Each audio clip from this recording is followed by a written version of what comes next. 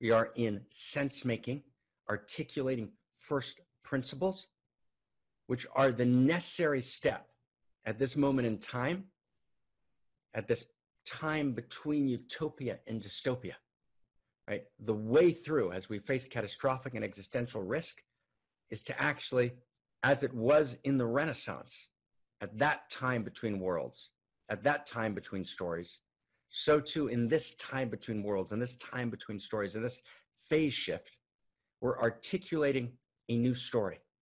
But by a new story, we don't mean a fanciful conjecture. We mean the best articulation of first principles. And first principles means structural principles which are the nature of cosmos, which are universal. When Einstein talked about a cosmological principle, he was talking about the assumption that the same principles work across cosmos. There's a set of principles. They're interior and they're exterior. And they work all the way through time, all through the space-time continuum, right? They're an essential set of structural laws. And it's unbelievably important to understand them. And they're not dogmatic. They're not owned by any religion or tribe or country. They're evolving, right? The more we learn, the more we understand them. But they're a set of shared universals, of shared first principles. To know them, we integrate all of the ways we have of knowing, all of the ways of pre-modernity, the interior sciences of the great traditions, all of the sciences of modernity, and all of its approaches, its manifold ways of knowing, all of the insights of post-modernity and structuralism, and all of the ways of human knowing and all of the wisdom traditions are integrated, all of the parts, and then we're creating a new whole, right? It's bringing together and creating new knowledge. And we're articulating this new knowledge not in complicated complexity, although we're writing a great library of 30 major volumes. We've written about half of now, 30 major volumes that are all related and are all necessary, a literally kind of Da Vinci great library of this new story. So there's lots of footnotes, lots of depth. But here in One Communion, One Church, Many Paths, One Mountain, we're doing sense making. How do we make sense of reality? We're doing sense making through the first principles, and we're interpreting them in terms of what we call second simplicity, which means the simplicity after complexity. So level one is simplicity, right? So simplicity is a simple take on the world. But then we complexify. We take an enormous amount of new information into account. New science information, new anthropological information, new psychological information, right? New information about every form of human knowing. We integrate that information. That's a lot of complexity. And then we bring it together into a new set, a second simplicity, not a first simplicity. Second simplicity is the simplicity after complexity. Okay? So what we're talking about this week, right? The code is about loneliness, the fundamental movement of reality. It is the movement from loneliness to loving, from alienation to integration. And it's the movement of eros itself, the experience of radical aliveness, seeking ever deeper contact, intimacy, and ever larger wholeness. So what we talked about in the last two sense-making sessions was this notion that loneliness is the inability to share your story. A fundamental idea, but not just at a psychological level. It's actually a much deeper level. It's actually, my story matters. My story is not just what they used to call in the Eastern traditions mistakenly, right? The relative, right? In the Eastern traditions and some of the Western mystical traditions, there's this emphasis on the absolute, and then your story, right, your personal life, that's called the relative. A friend of mine, a good friend, who I like a lot, right, wrote a book, and he talked about the impersonal as the goal, that's the absolute, and the personal as being what you need to move beyond, right? He's a good man, but that's a fundamental mistake, as I pointed out to him. And we've talked about it extensively, and I actually wrote a book called Self, Two Models in Integral Evolutionary Mysticism, critiquing my friend's position, and he actually called me at some point and said, wow, right, I get that, right? I missed that, thank you, which was beautiful of him and gorgeous of him. And we've learned from each other a lot. So this notion of the impersonal or the absolute being the goal is a mistake. There's the personal, level one. Above that is the impersonal, right? The forces of cosmos. But then above that is the personal, meaning the impersonal itself is an expression of this deeper personhood. So personality or separate self, or what's usually called your story, that's level one. Then you move beyond your story, from separate self to true self, you realize you're part of the larger field of consciousness. You're part of the larger field of consciousness and desire. You're part of the larger field of consciousness, desire, and allurement. You actually become one with the evolutionary impulse. So that's called, right, identification with the absolute forces of cosmos, the absolute consciousness, right, the evolutionary impulse moving in you. So that's understood as the impersonal. Usually that was understood as the end of the maximal human awakening. What we've understood in the last 10, 15, 20 years, and we've begun to share with the world, is this notion of the personal beyond the impersonal. And the personal beyond the impersonal, that's your story. That's your story, not at level one, but at level three. Not level one personal, right? After level one personal is the impersonal, but then above that is the ultimate personhood of cosmos. So God has a face, or infinity has a face, which is impersonal, the flowing of cosmic forces. For example, the strong and the weak nuclear, the electromagnetic, the gravitational. But actually, those forces, right, are one dimension, one face of cosmos. You might call it the third person of cosmos. But there's a second person, and the second person is the infinity of intimacy. It's the personhood of cosmos. And your story is not just your individual psychological separate self story, but your story is part of the larger story of reality. Your story is chapter and verse in the narrative arc of cosmos itself.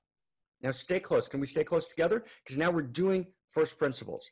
The notion that there's a narrative arc to cosmos is a big deal. And we're deep in first principles now, okay? So it's like, are we in? Are we good? Now we're doing the work now. We're actually doing the revolutionary work of articulating the first principles that allow us to do sense making, that allow us to move not to dystopia, but to utopia, to actually articulate the next phase of evolution at this phase shift in human history. So that's when I check in with everyone. Everyone understand what we're doing? That's what we're doing here, okay? So let's just feel this for a second. Let's feel it deeply. There's this notion, we in? We good? There's this notion I've got to embrace my story and know that my story is chapter and verse, right? Who's a yes? Who else is a yes? Are we a yes? Are we together? Okay, right? That my story is chapter and verse in the narrative arc of cosmos. And the notion that there's a narrative arc of cosmos is not a given. So most of dogmatic materialist science assumes that cosmos is a set of principles that are arbitrary, accidental, right, random, which is a poor understanding, and actually inaccurate on many, many profound levels.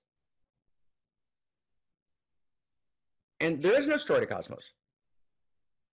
That's a mistake. There's a dimension of cosmos that's random in the sense that there's a dimension of conversation that's random. So let's say Tom and I are on the phone, and let's say we're doing Holy of Holies study, for example. It means we're doing deep study together, which Tom and I did for a lot of years. We studied together. So we could be talking about a lot of things. And that conversation there's a spontaneity in it. There's a freedom in the conversation because there's a deep intimacy between us as we're talking.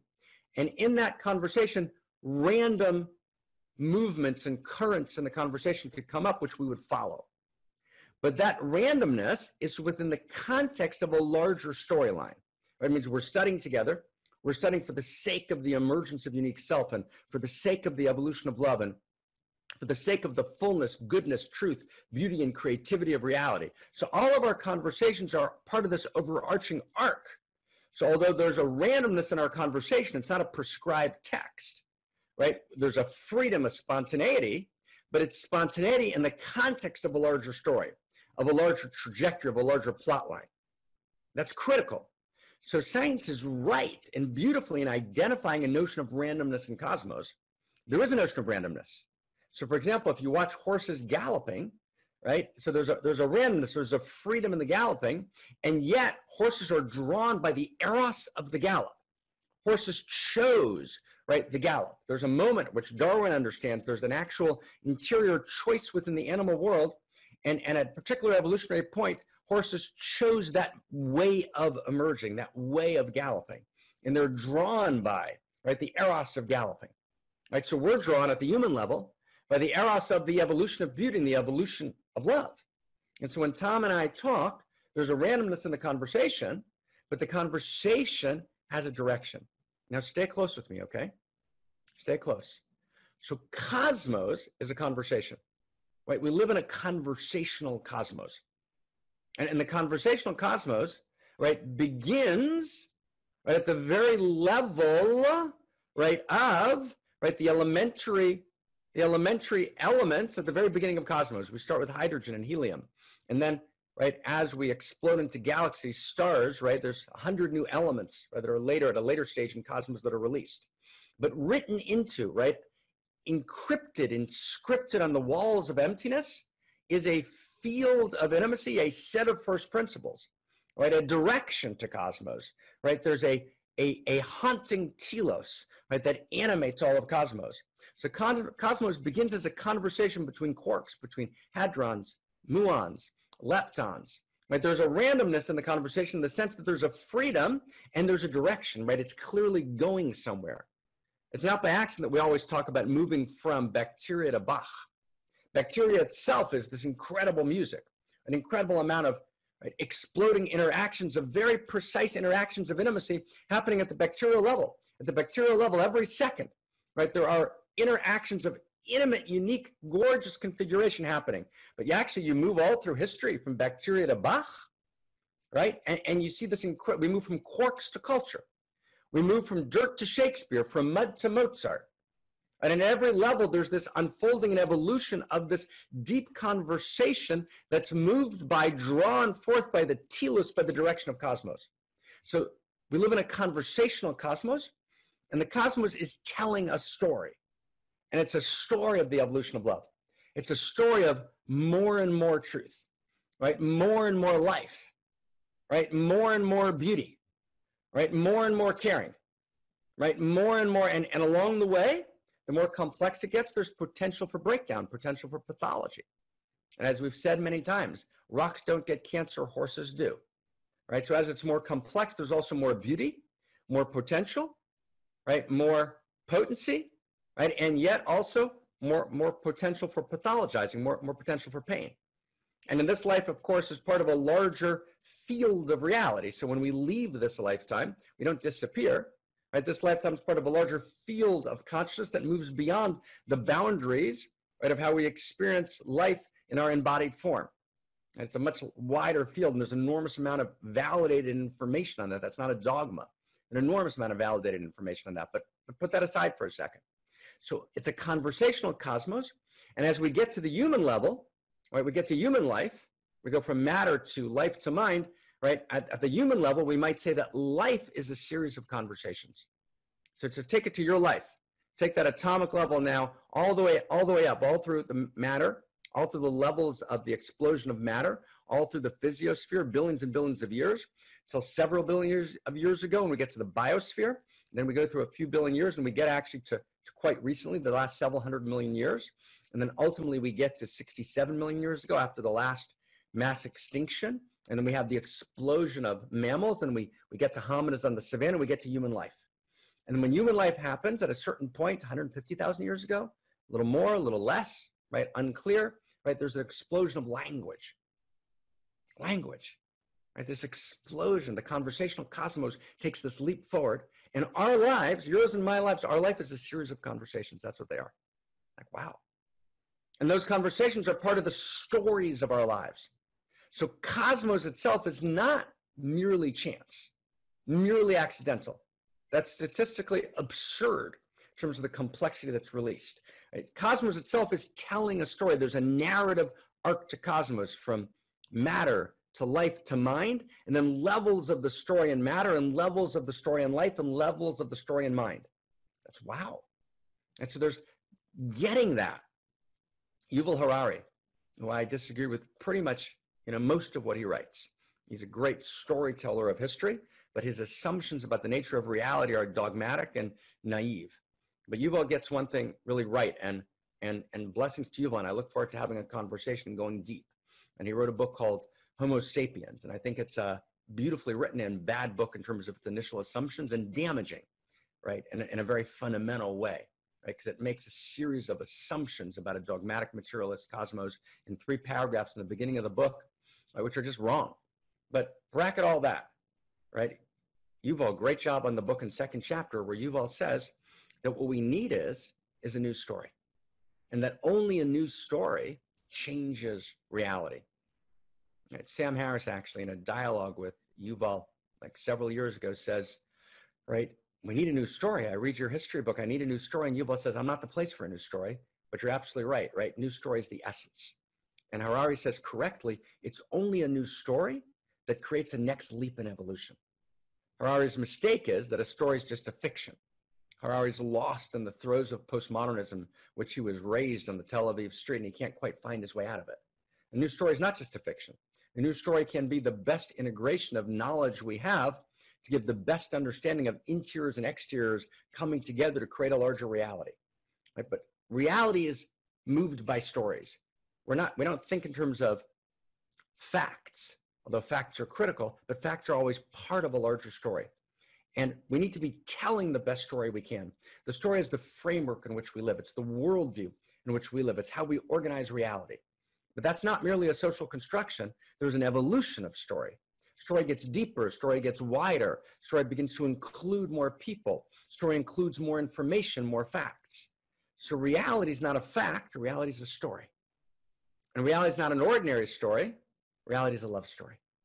And it's not an ordinary love story. It's an evolutionary love story. It's an outrageous love story. So getting the centrality of story is a very big deal. This movement from loneliness to loving happens not just when you share your story with someone else. That's not enough. The movement from loneliness to loving happens, right, from alienation to a sense of union, a sense of belonging, a sense of being a home, happens not just when you share your story psychologically. It's when you recognize that your story is intended by Cosmos, that your story is needed by Cosmos, that your story matters, that your story is chapter and verse in the love story of Cosmos, that your love story, the love story of your life, and the pain of your life, and the tribulation of your life, and the trauma of your life, and the beauty of your life, and the poignancy of your life, and the details of your story that have a lot of randomness in them. There's a lot of spontaneity, there's a lot of freedom, but their overarching arc is infinity individuating as you, and infinity individuating as your personal story. So the story of Cosmos is individuating as you. And that's not figuratively true. That's not figuratively true. See if I can speak a word clearly. That's literally true. Right? The literal understanding of the sciences today is that we actually understand that all of the physiosphere, meaning all of matter and all of the memory of all of the possible movements of matter, all of the complex movements within the world of matter, the world of elements and quarks, subatomic particles, atoms and molecules and complex molecules, all of that lives in you. And all of its evolution lives in you. And then all of the story of life, of prokaryotes, and then eukaryotes, single-celled, multicellular organisms, and then multicellular cells, right? Multicellular, right? Then organisms, right? And then, right? All of the levels of life from neural net, neural cord, all the way up to mammals, and then later mammals, and then hominids on the savannah. It all lives in you. The entire story of evolution. And then there lives in you, literally, we know developmentally that ontogeny recapitulates phylogeny, meaning all of the developmental levels, all the stories of the human being at all the levels, all those stories live in you. And you actually go through them in your actual life history. You go through the stages of the human story of history. You go through them in your own life. It all lives in you, and it all crystallizes in reality desperately wanting to be Sally. It's all reality wants, just wants to be Sally. And reality is madly in love with Sally. So how can I not be madly in love with Sally when reality is? Right? Right? Madly. And desperately needing her unique voice, the artistry of her pen, the depth of her experience, her turning fate into destiny, the beauty and luster in her eyes, right? The intelligence, right? Reality needs all of that. Reality needs all of David, right? All of reality, all of the stories of reality live in the unique story, right? That is David, reality having a David experience. I was like, wow, that's shocking. That's shocking. So therefore, your story is needed by reality. Now, let me see if I can just take you through for a second, right? Just take it within this context. Here's the levels of story, so we kind of get how we got here. So the first level of story, right, that exists kind of in the lineages, right, is this notion of telling the story of the origin of the world. So all the lineages have, they call it the story of creation. Let's tell the story of creation. That's the first level of story. So for example, in Hebrew lineage, there's what they call Ma'aseh Bereshit, which is the Ma'aseh, the deed or the story of Bereshit, of origins, of creation. That's always the first level of story. And that is, in Genesis chapter 1, there's a version of that story. In every great tradition, there's a version of that story. Science has a version of that story. It's the universe story. It's the telling of the universe story. That's one level. Now then, that's the first level of story. Now, in the way that first level of story was usually told is it had nothing to do with the human being. And it's the way the great traditions told that story. That's the God force manifesting reality. And then the God force waves reality into existence over a short period of time. And then the God force waves the human being into existence, places the human being in the center of the universe. The human being lives in the universe, and the human being lives their own story, which is the challenge to live in accordance with their highest and deepest self, in accordance with principles of cosmos. And that's the challenge of life. And if you succeed in that, you get this gorgeous reward in the world to come. And there's some deep truth in that, but it's insufficient. It actually doesn't quite match reality. Then we go deeper, right? We go deeper, right? We go deeper, right? That was the first level of story, right? Ma'aseh Bereshit, right? The metaphysical story of the world coming into existence, right? The story of origins. Again, there were weaknesses in the story that we just pointed to. But before we point to how we overcome those weaknesses, I want to give the next level of story. The next level of story was the nationalist story, right? You tell the story of God's involvement in your people, how your people came into being. So it became the story of a particular nation, a particular kingdom. That became the major story. That was the second level of story. So the first level of story is the story of origins. The second level of story is the nationalist story, but by the nationalist story, we mean the story of the origin, not of cosmos, but the origin of your people, of your tribe. You identify with the story of your tribe, right? Whether it's the story of how Holland came into existence or how, right, Belgium came into existence, how the United States, right, the story of Germany, right, the story of the different parts of Asia, the stories of Africa, right? The stories of every religion, or it's the origin of your people, right? That's a second story. Okay, it's a second story. And those were the first two major stories. And those stories, people lived in those stories. Those were the inescapable frameworks in which people lived. Then there's a third level of story. Everyone with me? Third level of story. And the third level of story, and exists in every great tradition in different ways, right? It's the story of the enlightened ones. The stories of the sages and the seers and the rishis, right? The prophets, the shamans. So this is the story of the superpowered people, of the God-intoxicated people. Does everyone get that? That's the third level of story, right? Kirsten's trying to think about how to write it, right? It's the story of the enlightened ones, right? The story of, right, the superpowered people. Right, it's the story of the sages. Let's get a few words down here. The sages, the saints, right? The rishis, right? The seers, right? The shamans, right? The kings, right? It's that story. It's the story of people who transformed themselves and became one with the principles of cosmos. The people who achieved this massive greatness. We call that in the lineage Sipurei Tzadikim, right? The story of the righteous ones. That's the third level of story, okay? And those are the three levels of story that basically existed in cosmos. Until we make this huge leap. until we make this huge leap. And this is level 4. And this level 4, this huge leap, this is where it comes together. So in level 4, we begin to realize that we need to democratize enlightenment. And the democratization of enlightenment means that the story of the enlightened ones has to become the story of every individual. Does everyone get that? That's a hugely important idea. That actually every human being has a sacred story.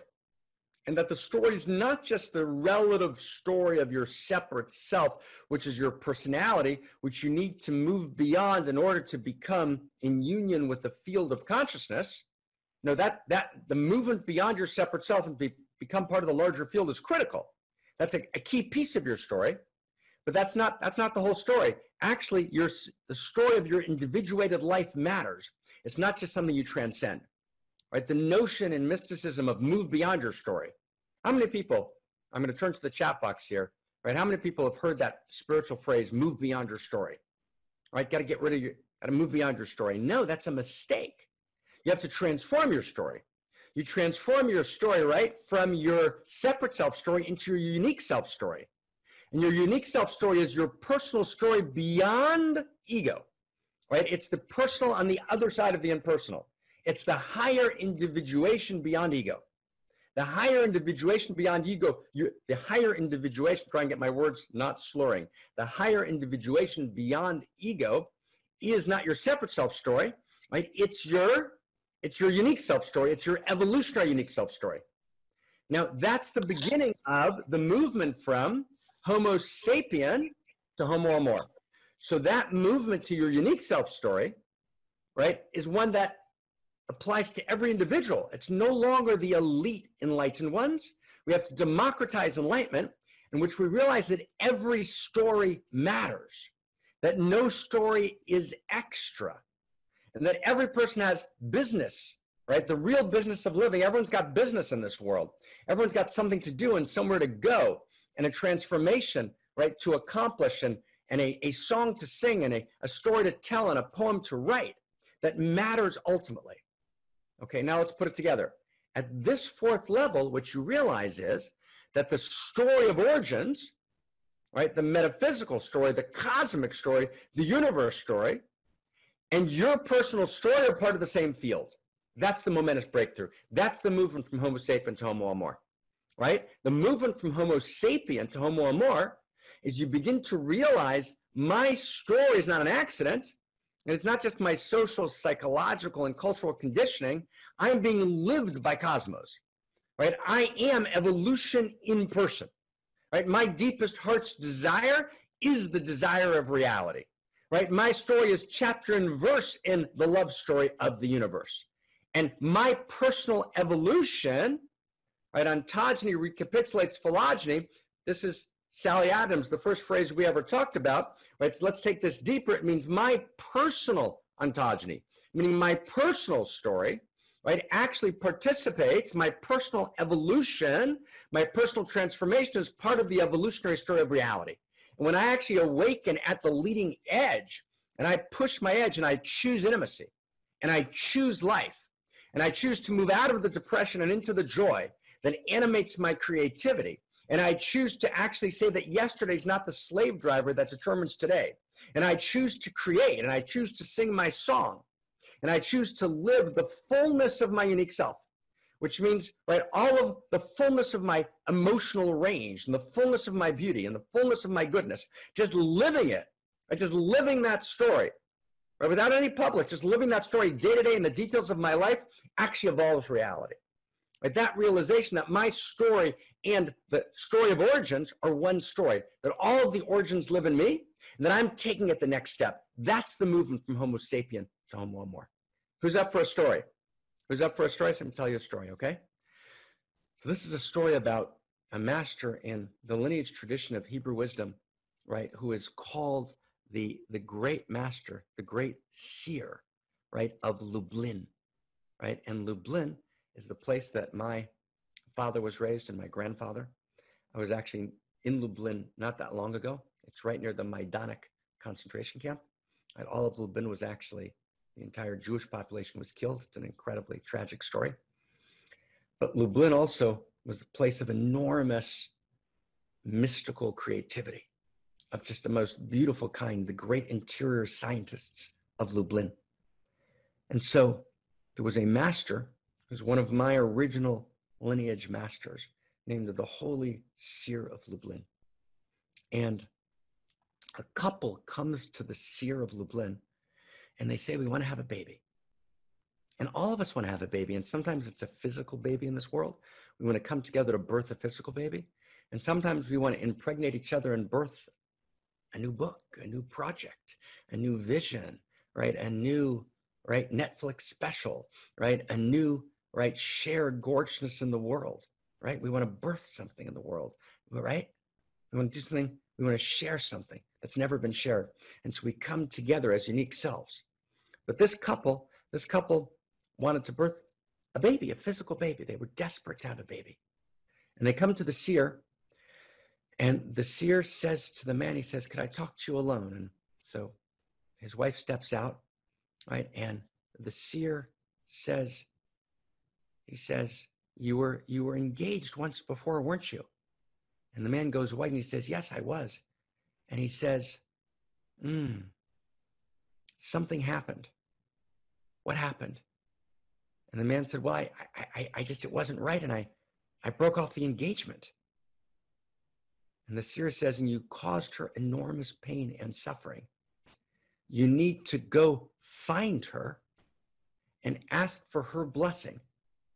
And when you get her blessing, then you'll have the blessing to, with your wife, your partner today, to have a child. And so the man looks at the seer of Lublin, who could see from one end of the world to the other, and he says, where should I go? But where should I go? I don't know where she is. And the seer looks at him and he says, go to Ludomir, Ludomir, Ludomir. Go to the markets in Ludomir and bring your wares there and search for her there.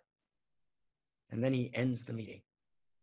And the man goes out and he tells his wife that he's got to go to Ludomir, which is quite far away, and he gathers his wares, right, his merchandise, and he travels to Ludomir in order to find, right, his wife. And his wife's name was Fegala, right?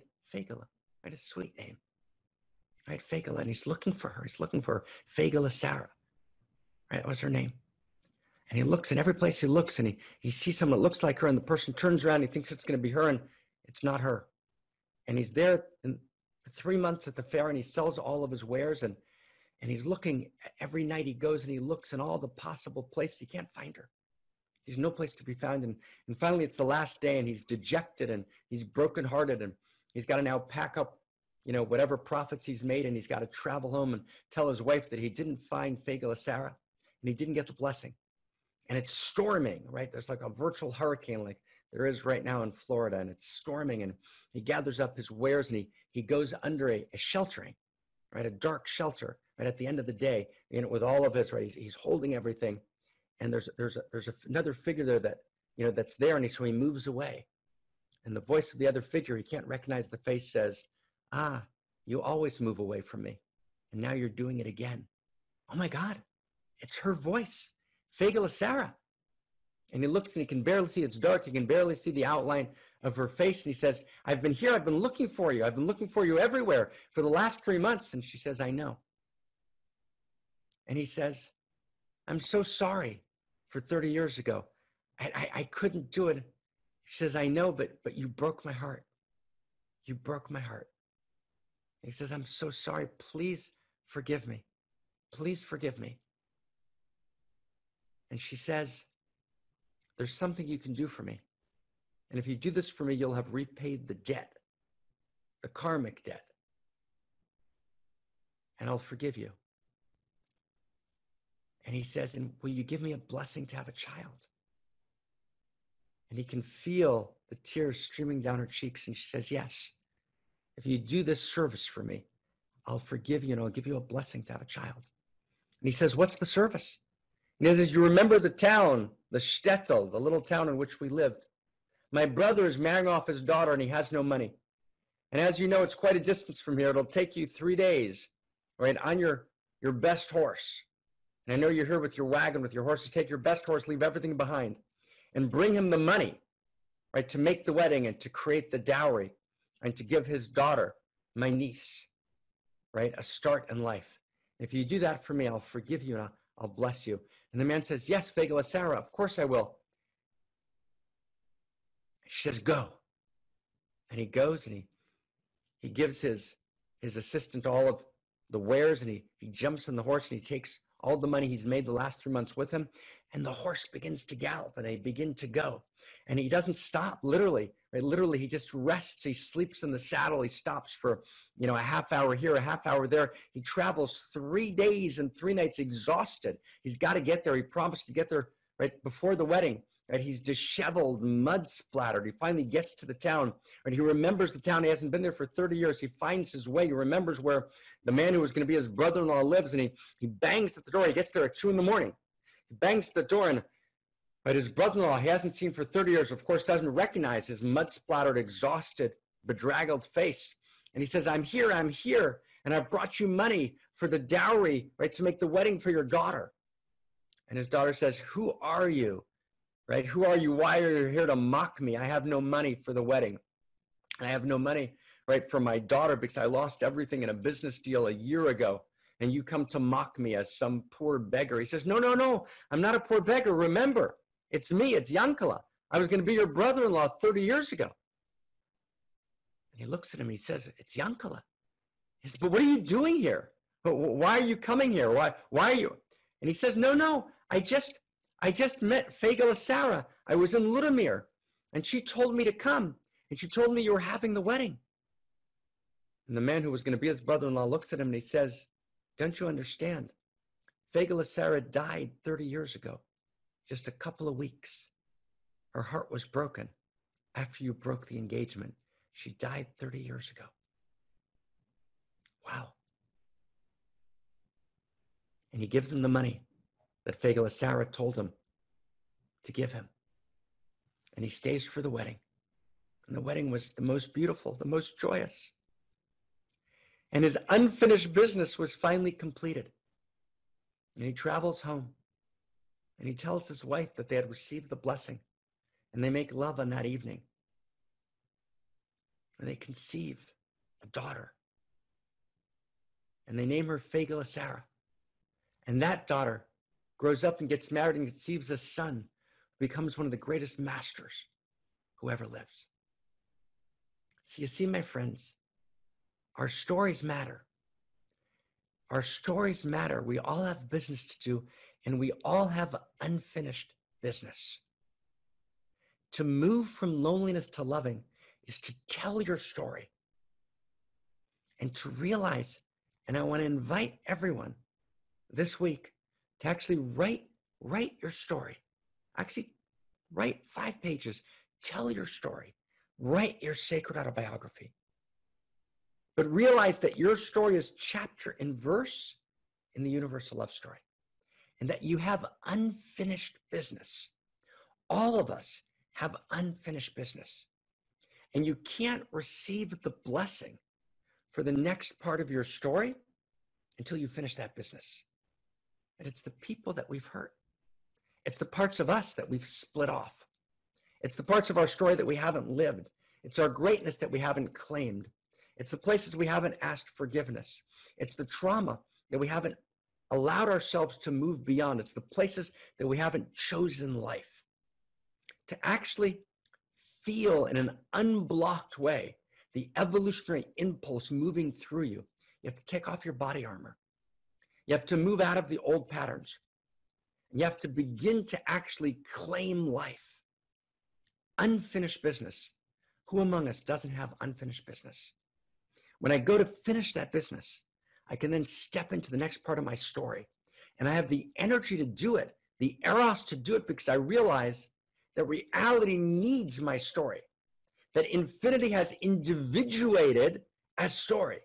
Infinity individuates as the universe, a love story.